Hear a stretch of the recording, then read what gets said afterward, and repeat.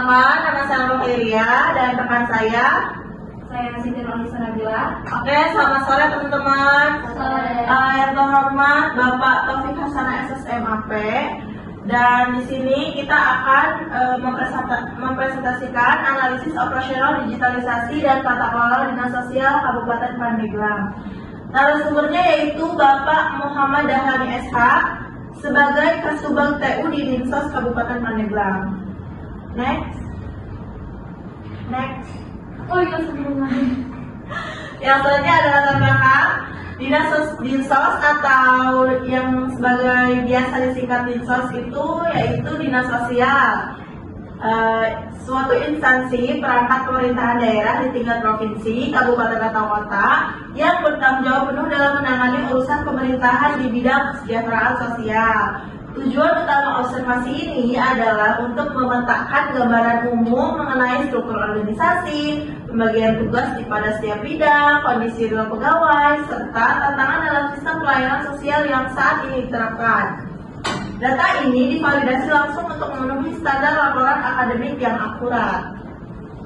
Selanjutnya yaitu ada landasan strategi atau visi dan misi. Berdasarkan hasil observasi, ditemukan fakta unik bahwa Dinas Sosial Kabupaten Pandeglang tidak memiliki visi dan misi khusus instansi. Secara kebijakan, mereka menginduk sepenuhnya pada visi dan misi bupati yang telah menjabat. Hal ini dilakukan secara sengaja agar seluruh program kerja dan intervensi pelayanan sosial dapat berjalan selaras dengan arah kebijakan pembangunan daerah guna memastikan target pengentasan masalah sosial tercapai tepat waktu.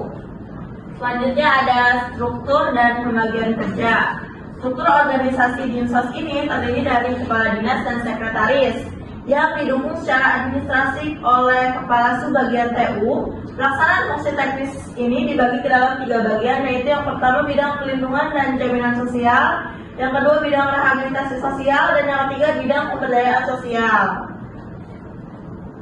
Selanjutnya ada grafik profil pendidikan staf, yaitu total 43 orang. Lulusan S2 ada 4 orang, lulusan S1 ada 22 orang, lulusan D3 ada 3 orang, SMA ada 12 orang, dan lulusan SD ada 2 orang. Komposisitas pegawai Dinsos yaitu 33% P3K dan 67% ASN atau PNS, dan 14 orang P3K atau 29 orang PNS. Next.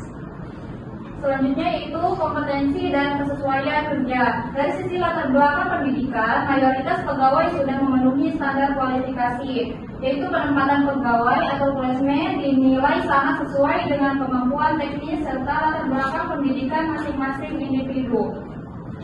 Selanjutnya ada bidang-bidang dinas sosial, yaitu yang pertama bidang perlindungan dan jaminan sosial.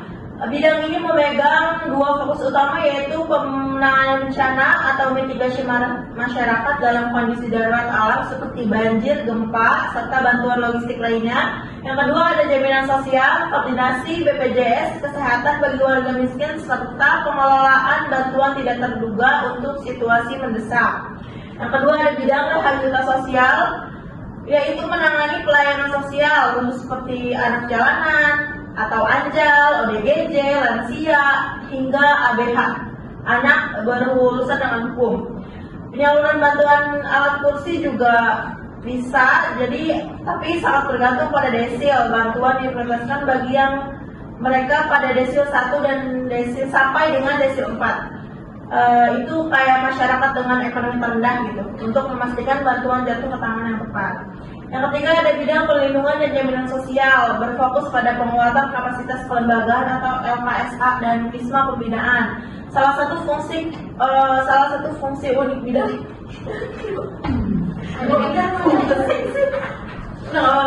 yang ketiga ada bidang perlindungan dan jaminan sosial, fokus pada penguatan kapasitas kelembagaan LKSA dan wisma pembinaan. Salah satu fungsi unik bidang ini adalah menyalurkan bantuan bagi janda perintis. Apa itu janda perintis? Janda perintis itu istri pejuang masa lalu, jadi yang suaminya udah meninggal. Di Pandeglang ini tercatat masih ada 3 orang janda perintis yang aktif menerima bantuan sebagai penghormatan sejarah.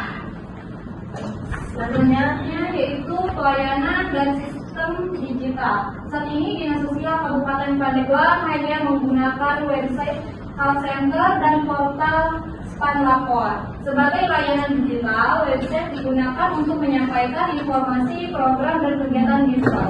Call center untuk komunikasi serta pengaduan masyarakat. Sedangkan Span Lapor digunakan sebagai sarana laporan dan aspirasi masyarakat kepada pemerintah. Meskipun ada rencana pengembangan aplikasi khusus, pemimpin masih lebih memprioritaskan kinerja langsung di lapangan karena penanganan masalah sosial dianggap lebih mendesak dibanding mengembangkan sistem digital yang membutuhkan biaya pemeliharaan cukup besar. Selanjutnya adalah kesimpulan dan rekomendasi. Berdasarkan hasil observasi di Dinas Sosial Kabupaten Pandeglang dapat disimpulkan bahwa pelayanan sosial secara langsung di lapangan sudah berjalan cukup baik. Namun, pengembangan sistem digital masih belum menjadi prioritas utama. Saat ini pelayanan digital hanya memanfaatkan website, call center, dan Span Lapor. Sementara aplikasi pelayanan sosial khusus belum dikembangkan. Karena instansi lebih memfokuskan sumber daya langsung masalah sosial. Jadi, padahal emang di era digital seperti ini, sistem pelayanan berbasis teknologi sangat penting untuk mempercepat pendekatan, meningkatkan transparansi bansos, mempermudah akses masyarakat, serta mengurangi kesalahan data dan lambatnya pelayanan birokrasi. Oleh karena itu, Dinas Sosial Kabupaten Pandeglang disarankan harusnya mulai memperkuat transformasi digital melalui pengembangan sistem pelayanan sosial yang lebih modern, terintegrasi, dan mudah diakses agar pelayanan publik menjadi lebih efektif, cepat, transparan, dan sesuai dengan perkembangan tata kelola pemerintahan modern. Ini dokumentasinya, silakan dilihat. Dan selanjutnya, jika ada yang mau bertanya, boleh. Oke, ada. Silakan Kak Sakwa. Tadi saya salpok sama slide kedua atau ketiga gitu. Kenapa Yang mana itu Kak?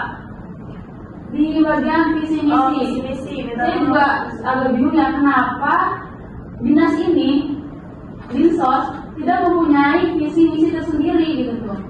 Kenapa itu? Nah, kemarin kan kita sempat wawancara ke Dinsosnya, dan yang kita dapatkan, kita kan wawancara visi misinya apa nih Kak? Pak gitu. Nah, bapaknya itu menjawab, katanya mereka visi misinya masih menginduk ke bupati.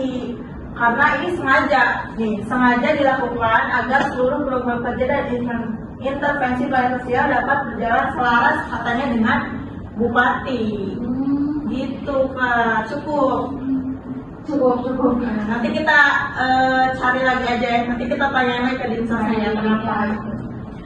Oke, mungkin hanya itu yang dapat kami sampaikan. Kurang lebihnya mohon maaf.